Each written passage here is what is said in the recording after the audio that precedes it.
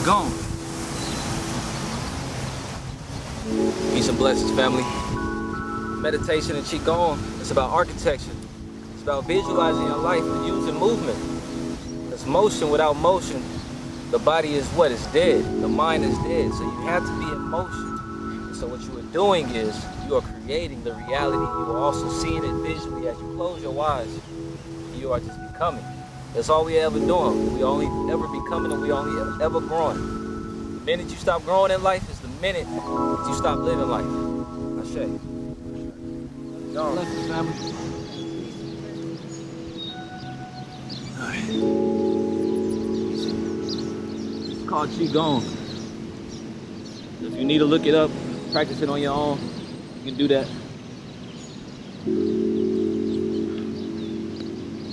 Want everybody put their hands out like this. You ain't got to if you don't want to. Put your hands out like this. You're receiving information. You downloading information. Every time you put your hands out like this, and something that actually my good brother Steve put me on. One of the things that the ancient Egyptians used to do when they greeted each other, they would send each other power. You understand? So every time, like we get in a circle like this, send each other power. Everybody should first put your arms out like this because you're receiving energy from the sun, receiving energy from the ethers. It comes down into your hands, into your palms, through your arms, through your body, from the root, from the feet. And then you send it to others. It's the greatest form of power is to be able to give power away. The greatest form of power is to be able to give. The greatest form of power is charity. And that's what you want to do. Life, you always receive way more blessings if you be a blessing. It's not about trying to always visualize the blessing, but it's trying to, how can you be a blessing to somebody else? And what I want everybody to do right now is to the next person, either horizontal or diagonal, right next to you, send them energy. And then in your mind, also think about peace. Think about love. Think about what you want that person's life to be. How you want to affect that person.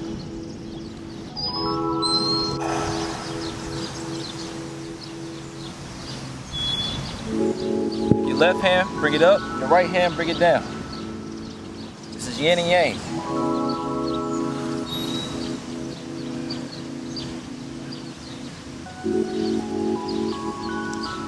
One more time. Like this. Showing y'all. Yeah, like yeah. It don't matter if you don't get it right the first time. Do it 3 times.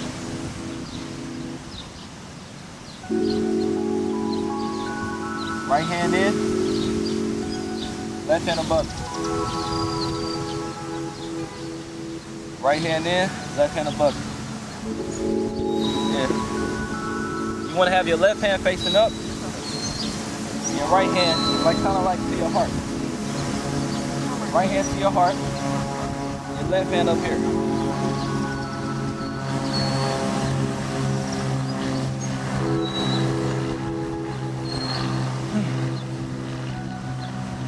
Hands out.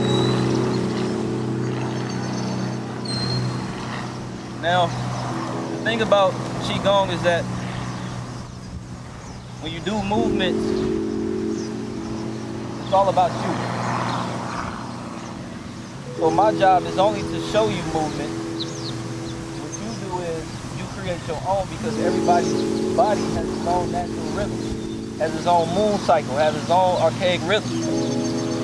So when you do movements, you do it based off what you are feeling in your consciousness. If you see, for example, if I wanted to turn this into karate or something like that, right? You can go from this to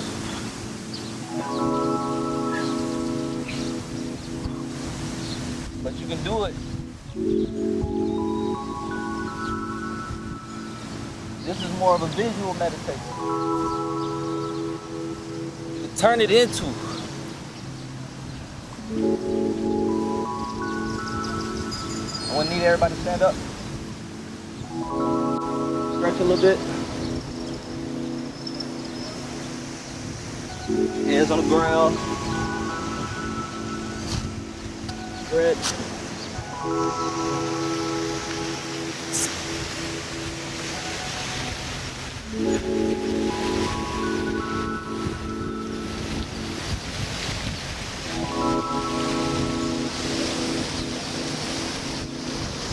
One of my favorite stretches I like to do is this one right here.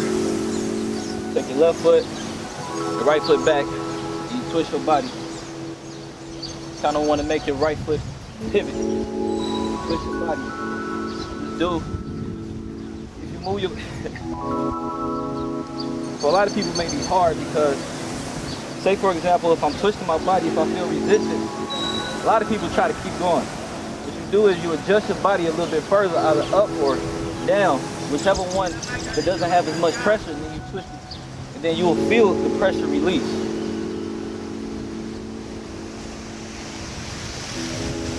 So you might even hear a crack. It's that energy release. When people talk about the Kundalini, a lot of people go into yoga. Yoga is fine, don't get me wrong, but your body needs movement. Trauma comes from, so I remember hearing somebody explain trauma like this, right? Somebody that's post-traumatic stress syndrome, what happens is if a soldier is at war and a bomb gets dropped on him right next to him, what the body does, it moves before the mind, right? But people get stuck.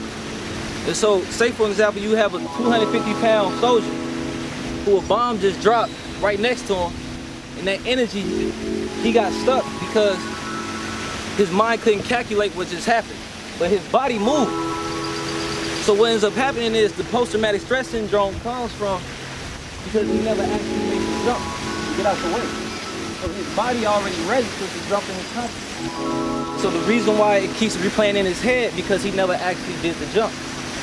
So the reason why, the way that you heal yourself, you heal your traumas, is through taking these mental problems that we have and moving them out the way. Releasing them. Taking your consciousness, even if, like say for example, I get mad at my brother, but I use the energy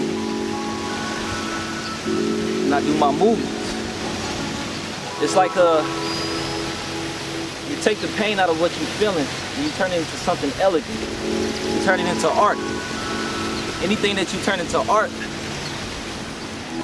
it becomes what? It becomes a part of history. Because once people see your art, it gets etched in their soul. Little do they know it or not. And even when you were talking, when you were speaking to people, listen, they always listening. There's never a time where your subconscious is not hearing the words. You ever played a song, right? Maybe you don't like the song, but you still follow the words anyway. It's because words are more powerful than your thoughts, than your consciousness. So instead of keeping these negative thoughts, move. I need everybody to do this. Like you slicing the air. Breathe with it. Slice the air. Like touch the wood. Like take your fingers. Straight as you can. Touch the air.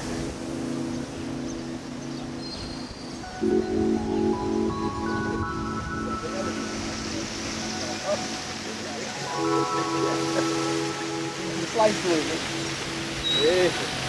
Slice to it. Look at it, think about it, it's like you slicing through the matrix. You know what I'm saying?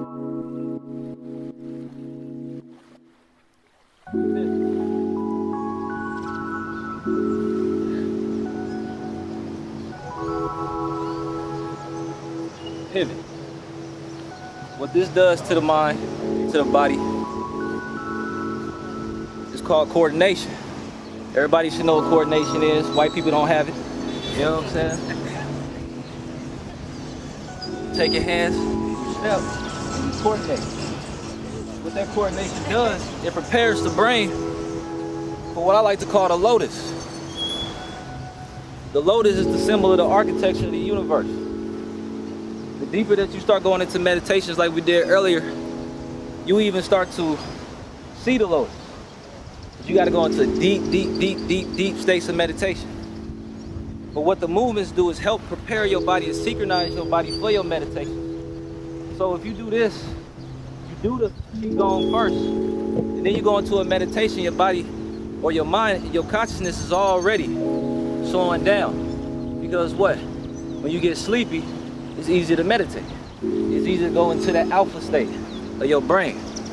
So a lot of people, they already got anxiety, already got depressed and things of that nature, and they go straight into try to meditate, but you got depressed ass thoughts. You got a whole bunch of anxiety in your consciousness because you haven't exhausted it. There's a reason why successful men and women work out. Because what they're doing is training the rhythm of their body to basically to get into a routine. Once the mind is in a routine, it's easy to step through this world. That's all I wanted to show y'all today. I appreciate y'all. That was I would say introductory, extremely introductory, but I appreciate every single last person that came out. Thank you, family. Much love to everybody. Ashe.